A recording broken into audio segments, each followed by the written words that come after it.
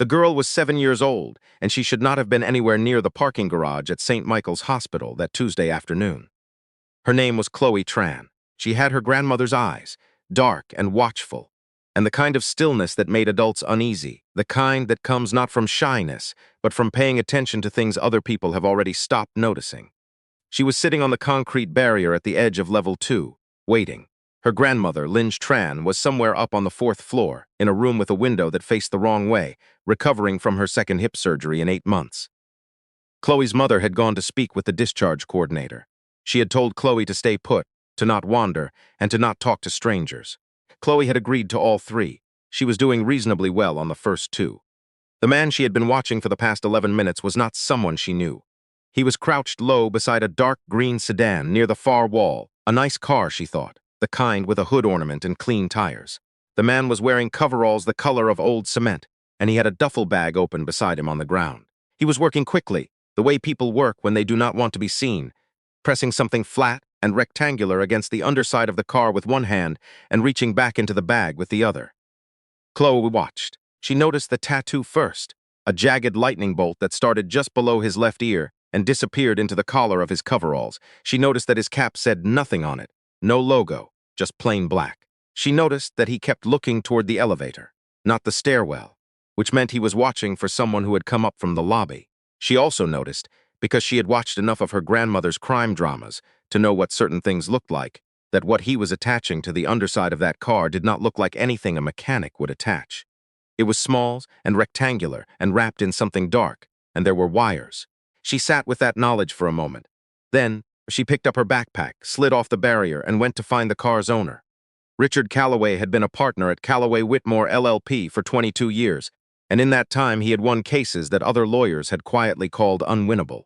He was 63 years old, broad-shouldered in the way that men are when they have spent decades carrying the weight of other people's problems. And he had a reputation in Toronto's legal community for being precise, unhurried, and almost preternaturally calm under pressure. He was not feeling calm today. He had just walked out of a 3-hour mediation session with opposing counsel that had gone, by any measure, exceptionally well. The Marchetti estate settlement, 4 years of litigation, 2 appeals, 1 attempt at a mistrial, and a dispute over a lakefront property in Muskoka that had fractured an entire family, had finally that afternoon resolved. His client would receive what was fair. The other side had agreed. Everyone had shaken hands with the specific exhaustion of people who no longer had to fight. Richard had said goodbye in the lobby, walked to the elevator, ridden it to level 2 of the parking garage, and was fishing his keys from his jacket pocket when a small voice came from somewhere behind his left elbow. "Excuse me, sir," he turned. The girl was maybe 7, maybe 8, with a purple backpack that was almost too big for her and dark hair pulled back in a braid that had come partially undone. She was looking up at him with the expression of someone who has decided to do something difficult and is committed to seeing it through. "Yes," he said. "Is that your car?" She pointed to the dark green sedan.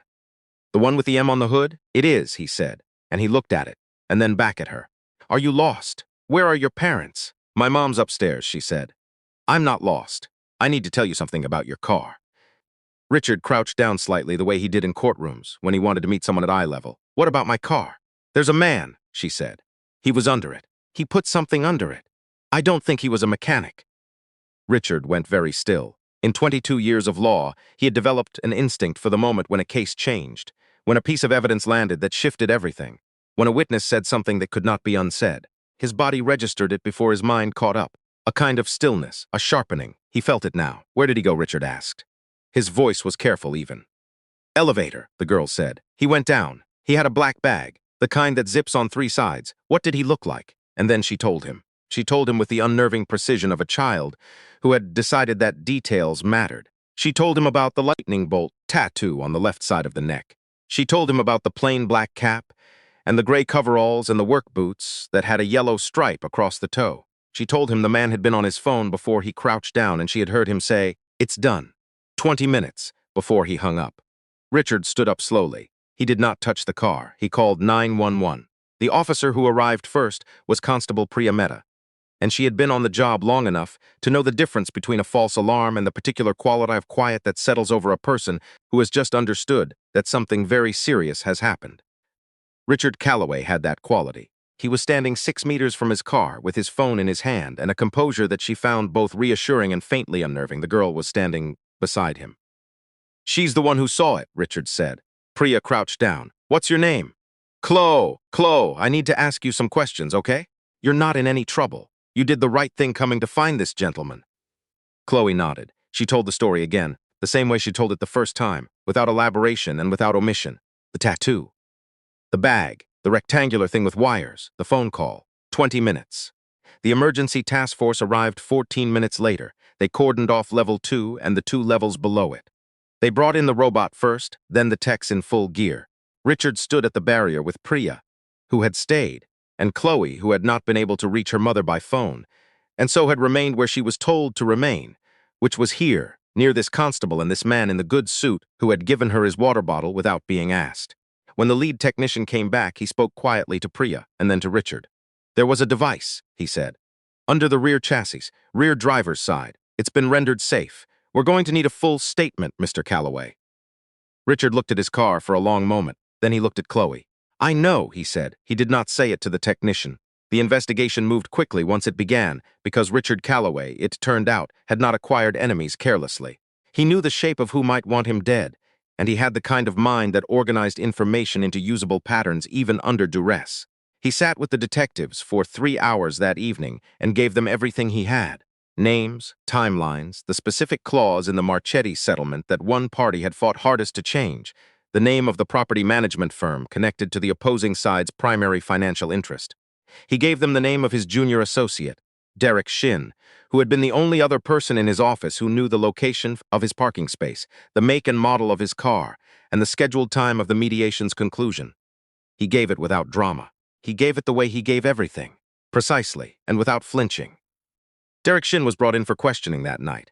By the following morning, his phone records had produced the call. "It's done. 20 minutes. Matched to a number registered to a man named Troy Ferris, who had a prior record for illegal possession and who had, as of that morning, not returned to his apartment in Mississauga. They found Troy Ferris at the bus station on Bay Street 27 hours later, duffel bag beside him, lightning bolt tattoo above his collar. Derek Shin did not deny it when shown the records. He had been approached by the opposing side's legal team 3 months earlier, offered a figure that was more than his annual salary, in exchange for information and, ultimately, for cooperation in ensuring that the Marchetti settlement never reached its conclusion. He had told himself it would stop at information. He had told himself a great many things. Richard Calloway had hired Derek straight out of Osgood Hall Law School, had written the reference letter that got him his articling placement, had mentored him for 4 years. Richard did not speak publicly about this.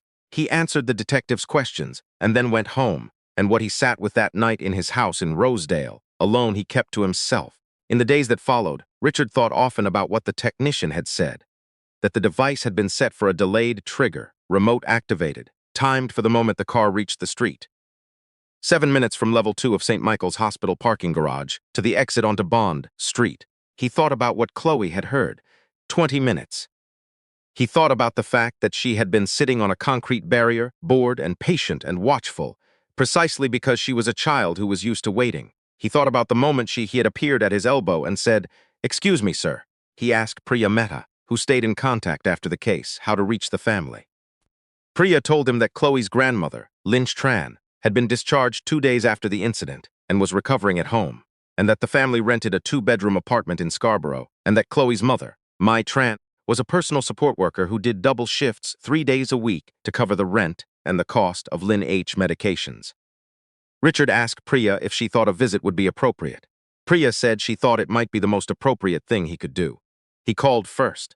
Mai Tran answered on the 3rd ring, and her voice had the specific wariness of a woman who has learned not to expect good news from unknown numbers. Richard introduced himself carefully, gave her the full context, and said he wanted to come by, if that was all right, to thank her daughter in person, and to speak with her about something if she was willing to listen. There was a pause. "Chloe didn't do it for a reward," Mai said. "I know that," he said. "That's actually what I want to talk to you about." Another pause. Then, Saturday, 10 o'clock. The apartment was on the 3rd floor of a building on Kingston Road. The elevator had an out-of-order sign that looked like it had been there for some time, and the hallway smelled faintly of cooking spices and floor cleaner. Richard walked up the stairs with a paper bag from a bakery in his hand and knocked. Mai Tran opened the door. She was younger than he had expected, mid-30s, with the posture of someone who rarely sat down, and she looked at him with eyes that were evaluating and composed and gave nothing away prematurely. Behind her, Chloe was sitting at the kitchen table with a book. She looked up when the door opened, recognized him immediately, and went back to her book with an equanimity that Richard found remarkable. Lynch Tran was in the living room in a recliner, a quilt across her lap, a television playing quietly on the wall. When Richard introduced himself to her, she nodded slowly and said something in Vietnamese that Mai translated without being asked. "She says you look like a man who was not ready to die." "She's right," Richard said. Lynn nodded again, satisfied, and turned back to her program. They sat at the kitchen table, Richard, Mai, and Chloe, who had been asked to join them by her mother and had come without complaint. Richard opened the paper bag and set a box of butter tarts in the middle of the table because he had asked the bakery what children usually liked and had been told, firmly, butter tarts. Chloe regarded them with interest. He thanked Chloe first. He told her that she had done something that required not just observation, required observation, but courage, because it is one thing to notice something and another thing entirely to act on it. And a great many adults would have convinced themselves they were wrong and walked away. He told her that he owed her his life in the plainest and most literal sense of those words. Chloe listened. She did not look embarrassed. She looked like someone receiving accurate information. "I heard him say 20 minutes, she said. "I thought that was too short." "It was," Richard said. Then he turned to Mai. He told her what he had spoken to his colleagues about in the preceding week. He told her that he had a small property, an older house in the east end of the city, a 3-bedroom in the Beaches neighborhood, which he had been renting out for the past 6 years since his divorce. He told her that the current tenants had given notice and were leaving at the end of the month. He told her that he would like to offer it to them, to the 3 of them, at a rent that was significantly below market, a number he named directly, because he did not believe in leaving people to guess at the shape of an offer.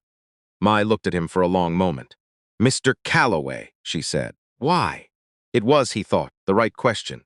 Not "can we afford this," and not "what's the catch," and not an immediate deflection. Just why? "Because your daughter paid attention when it would have been easier not to," he said. "Because your mother gets a recliner and a quilt, and she deserves a bigger living room to put them in. And because I've been a lawyer for a long time, and I've spent most of that time in rooms where people with resources make decisions about what other people deserve. I'd like to do something about that, in whatever small way I can still manage." Mai was quiet for a moment. She looked at Chloe. Chloe was looking at the butter tarts with focused interest. "Can I think about it?" Mai asked. "Take as long as you need," Richard said. "There's no expiry on the offer." She thought about it for 4 days. On the 5th day, she called him and said yes. Lynch Tran settled into the house on Waverly Road, the way that people settle into things they did not know they had been waiting for. She had a room with a window that faced the backyard, where someone had planted rose bushes that had survived 3 winters and were beginning to bloom again. She sat by that window every morning with her tea and watched the light move across the garden, and she said something to Chloe one evening that Chloe repeated at dinner. She said, "The light here is different." Mai looked up from the stove. "Different how?" Chloe considered this. She said, "It lands like it means to stay." Richard heard about this later, secondhand, through Priya, who had become something like a link between the 2 households, stopping by the house on Waverly now and then, bringing updates from the Calloways and from the courthouse, where the case against Derek Shin and Troy Ferris was moving slowly but steadily toward trial. He did not come by often. He did not want to make himself a presence where he had not been invited. But he drove down Waverly, occasionally on his way home from the office, and sometimes the light was on in the front room, and he could see the shape of the recliner through the window and the small figure at the kitchen table, reading. He never stopped. That was not what this was. But he slowed down once or twice in the particular way of a man who's been reminded that the small things he passed without noticing were in fact the only things that mattered. Chloe Tran would not know that. She would be reading her book, paying attention to something else entirely, the way she always did. That, Richard thought, was exactly the point.